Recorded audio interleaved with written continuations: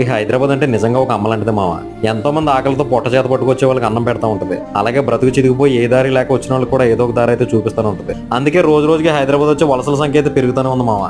ఒక్క ఆంధ్ర నుండే కాదు మామ, దేశంలో ప్రతి రాష్ట్రం నుండి కూడా హైదరాబాద్ వచ్చి కష్టపడుతూ బ్రతుకుతున్న వాళ్ళు చాలా మంది అయితే ఉన్నారు.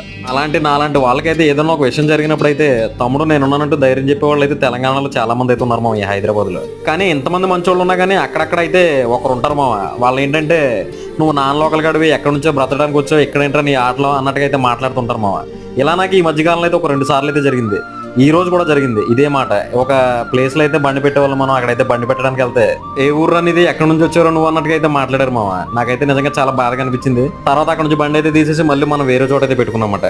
ఈ రోజు అయితే ఒక 7 సంచులు బెండకాయ, ఒక 5 బాక్సులు అయితే బీరకాయ, ఒక 3 సంచులు అయితే మ్యాంగో వేసాం మామ. బెండకాయ అయితే ఈ రోజు కొంచెం తక్కువ రేట్లో దొరికింది, అందుకని చెప్పి కొంచెం ఎక్కువ ఐటమ్లు అయితే వేసాం. రేపు పొద్దున అయితే చూద్దాం మామ దీని మీద లాభం నష్టం. అప్పటి వరకు మన ఛానల్ అయితే సబ్స్క్రైబ్ చేయండి. ఇది వ్యాపారం.